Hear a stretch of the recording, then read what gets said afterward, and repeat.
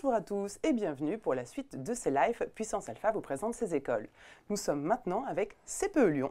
CPE Lyon qui, comme son nom l'indique, est une école qui est basée à Lyon et qui recrute avec Puissance Alpha sur le concours post-bac. Nous allons, pour ça et pour connaître mieux l'école aujourd'hui, accueillir Gérard Pignot, son directeur, qui est venu nous rejoindre. Merci d'être ici. Et nous allons tout de suite commencer par le pitch de l'école. Bonjour Gérard. En une minute, si vous deviez nous pitcher CPE Lyon, c'est quoi? CPE Lyon, c'est une école d'ingénieurs qui est sur le campus Lyon-Tech-Ladois à Lyon, qui forme des ingénieurs dans deux domaines. D'une part, la chimie et les procédés au sens très large, et d'autre part, tout ce qui est sciences du numérique, c'est-à-dire informatique, électronique, télécommunications, de façon très large. C'est une école qui est très particulière parce qu'elle est associative, implantée sur un campus public, associée à une université publique qui est l'université Claude Bernard Lyon 1, qui est une des plus grandes universités scientifiques et médicales de France. Et donc, c'est une école qui donne le sentiment d'être sur un campus, un peu comme un campus à l'américaine, puisque nous avons 25 000 étudiants sur le site. C'est une école qui est donc un modèle hybride sur beaucoup d'aspects, dans ses disciplines, dans son statut, dans sa situation, et qui est un endroit extrêmement ouvert et extrêmement dynamique, à Lyon, qui est aujourd'hui une des métropoles qui, économiquement et en termes de formation, est une des plus actives. Très bien. Donc, on connaît déjà le pitch de l'école, mais nous allons approfondir et nous passons aux 2 minutes chrono. Le 2 minutes chrono, maintenant qu'on connaît un petit peu l'ADN de CPE Lyon que vous venez de nous décrire, on va aller regarder en détail ce qui est à l'intérieur de cette école. Première question qu'on se pose, vous avez commencé à y répondre, mais on va rebondir, c'est quelles sont les spécialités que l'on trouve, ou les spécialisations, je ne sais pas quel terme vous utilisez, à l'intérieur de CPE Lyon? Nous avons donc deux domaines de formation, qui sont la chimie et les procédés, et les sciences du numérique. En chimie et procédés, CPE est la plus grande école de France en nombre d'élèves, et donc nous avons toutes les spécificités et toutes les spécialités de chimie et procédés qui sont disponibles soit directement dans l'école, soit dans l'université, qui est simplement de l'autre côté de la rue.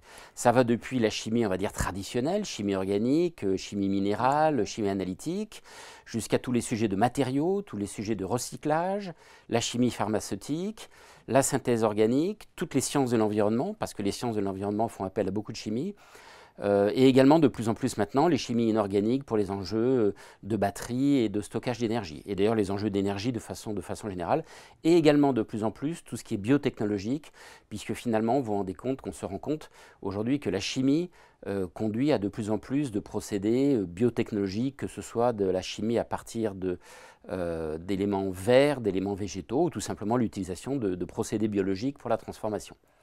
Dans le domaine du numérique, nous sommes maintenant au nombre d'élèves une des principales écoles de la région Auvergne-Rhône-Alpes. Et le numérique, c'est large, donc c'est essentiellement assis sur 3 pieds, l'informatique, l'électronique et les télécommunications. Et ça peut mener à toutes les spécialités, depuis l'informatique ou les télécommunications dans des sociétés de cette nature, mais également les enjeux nouveaux sont la robotique, l'imagerie, l'intelligence artificielle. Parfait, on connaît donc les deux gros pôles de spécialité qui vont de la tradition à la modernité, si j'ai bien compris. Justement, une fois que ces élèves ont fait ça, c'est quoi leur débouché, leur métier concret? Quel secteur d'activité? Où est-ce qu'ils vont travailler ces jeunes? Alors, les métiers de l'ingénieur, ce qui est intéressant, c'est que les métiers de l'ingénieur sont probablement, particulièrement dans les écoles d'ingénieurs françaises, les plus divers. On va dire que dans le domaine de la chimie et des procédés, on a souvent, mais pas systématiquement, des métiers qui démarrent par des aspects plus techniques, technologiques, qui peuvent être des métiers de recherche, des métiers d'engineering, des métiers de développement, et puis très vite des métiers de management. Alors ça peut être du management technique, ça peut être des métiers beaucoup plus commerciaux, ou des métiers beaucoup plus proches des sciences humaines. Dans le domaine du numérique, c'est très souvent aussi dans un démarrage des métiers plus techniques. Le numérique est un domaine dans lequel la technique a encore beaucoup d'impact. Et puis progressivement, à nouveau, en travaillant beaucoup sur l'expérience utilisateur ou des choses comme ça, vous allez vers des postes plus managériaux. Alors ça peut aller des postes de chef de projet, des postes de développement commercial ou souvent de développement technique. Et en fait, on oppose souvent les métiers managériaux aux métiers techniques. Et en fait, dans la plupart du temps, vous managez des choses que vous connaissez, même si vous n'en êtes pas forcément le meilleur spécialiste. Donc voilà les métiers, ils sont très divers, ils sont dépendants des offres que vous aurez, mais ils sont aussi beaucoup dépendants de votre tempérament et des choix que vous ferez pendant et après vos études. Dans tous les secteurs, vous avez quelques secteurs phares à nous citer pour Alors, donner pour la envie? chimie, les secteurs phares, c'est bien sûr les secteurs chimie, mais aussi la pharmacie, l'énergie, le consulting, tous les domaines de l'environnement, traitement des eaux, traitement de l'air. Et pour le domaine du numérique, vous avez bien sûr tous les domaines des entreprises de services du numérique, mais vous avez aussi tous les nouveaux développements d'intelligence artificielle, de vision, de robotique, robotique de service, et puis tout ce qu'on appelle le monde des objets connectés, de l'Internet des objets, qui est quelque chose qui est en plein développement. Ça parle à nos jeunes, voilà, ils comprennent mieux à quoi ça peut les mener derrière. Bah, écoutez, je vous remercie, on y voit un peu plus clair. Il y a une autre dimension qu'on va aborder maintenant, qui est une dimension qui fait forcément partie de vos études, mais on veut savoir comment ça se traite chez vous, c'est l'international. Sous quelle forme?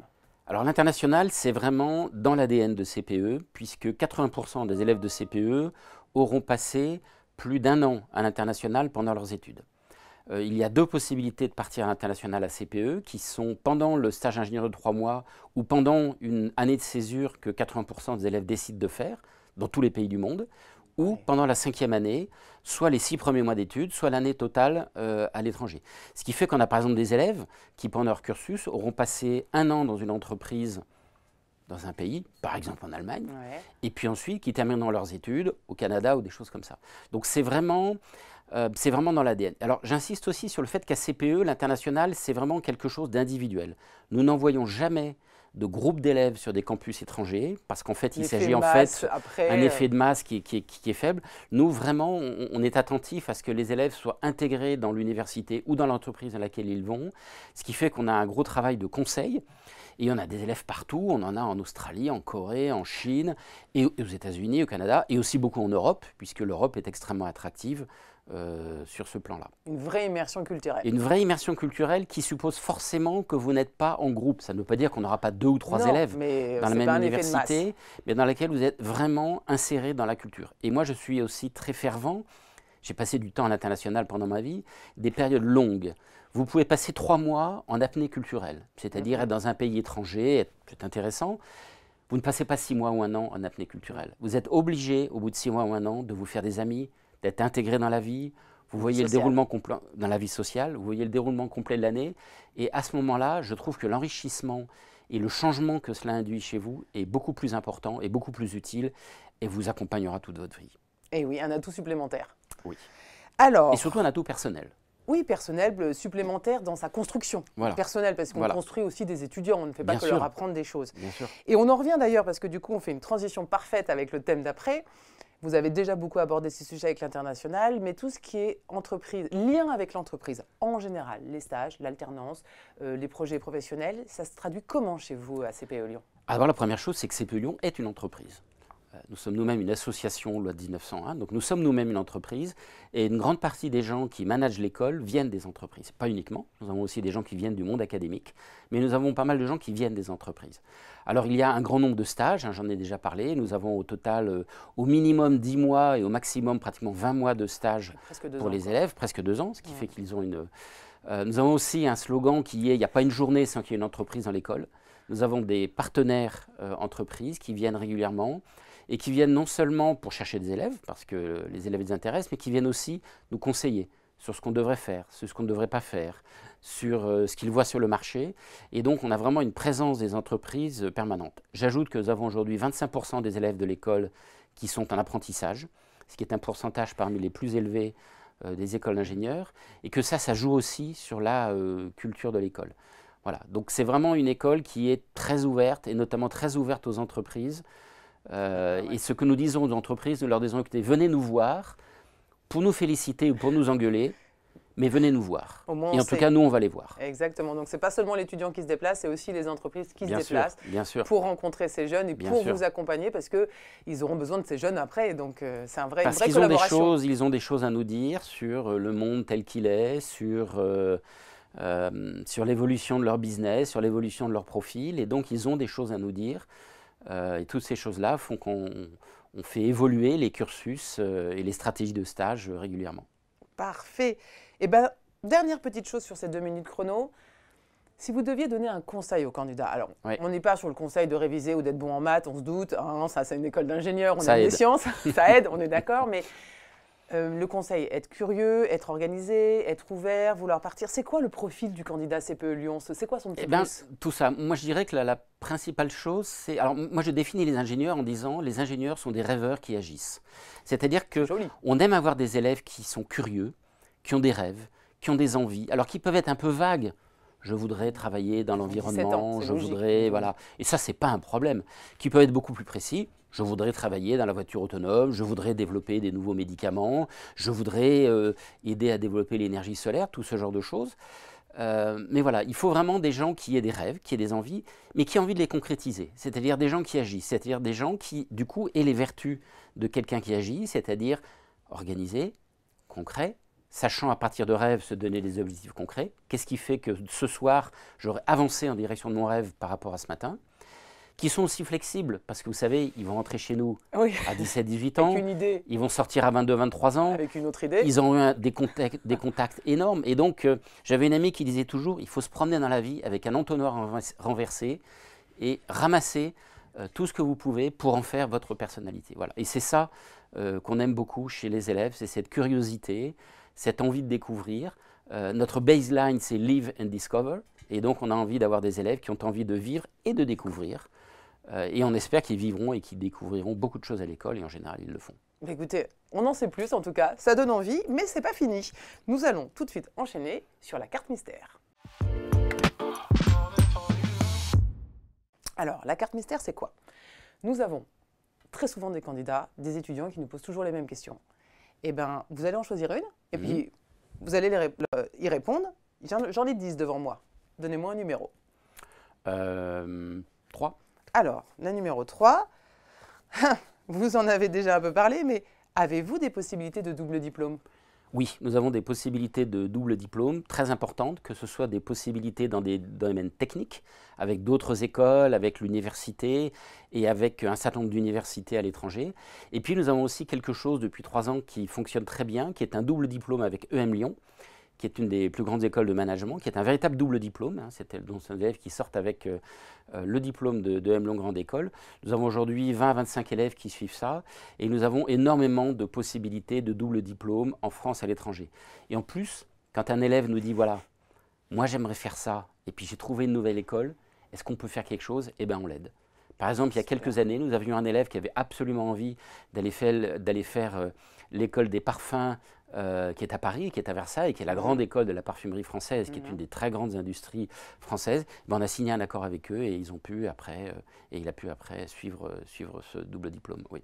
Alors nous, on n'est pas fanat des doubles diplômes dans l'absolu, parce qu'on estime que le diplôme de CPE est largement suffisant.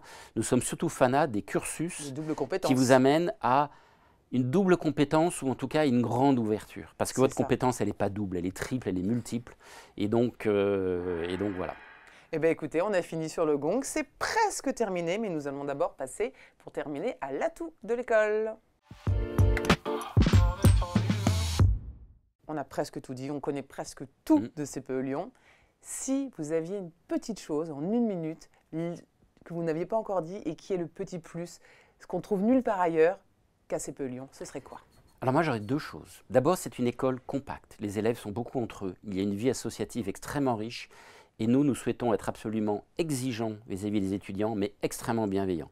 C'est-à-dire que les élèves, quoi qu'il leur arrive, ne sont jamais laissés seuls et que nous travaillons beaucoup avec eux pour qu'ils réussissent et pour qu'ils puissent s'ouvrir au maximum. Ça, c'est vraiment la vision de l'ADN de l'école. Et il y a un deuxième ADN de l'école qui est que l'école a eu dans son histoire 3 fois le prix Nobel, qu'elle a aujourd'hui 5 membres de l'Institut, donc des académies issues de l'école, dont le prochain président de l'Académie des sciences. Et qu'enfin, nous avons également formé des créateurs d'entreprises tels que LDLC, le plus grand distributeur d'informatique français, Plastic Omnium, un des plus grands équipementiers, ou SNF Lehergé, qui est aujourd'hui le 2e chimiste de France. Donc ce que j'aime dans cette école et ce que je veux vous dire, c'est qu'il y a à la fois du prestige, des Nobel, des choses comme ça, de l'international, mais aussi de la proximité, et que ça n'est pas du tout opposé, au contraire. On fait des grands rêves quand on vient de quelque part, et quand on est aidé, et quand cette aide vous amène à vous découvrir et à vous ouvrir. Écoutez, moi j'ai arrêté les études il y a fort longtemps, mais là j'ai presque envie d'y retourner en tout cas. Bienvenue. Merci Gérard pour toutes ces précisions sur CPE Lyon. Si vous voulez encore plus d'informations, rendez-vous sur le site de Puissance Alpha.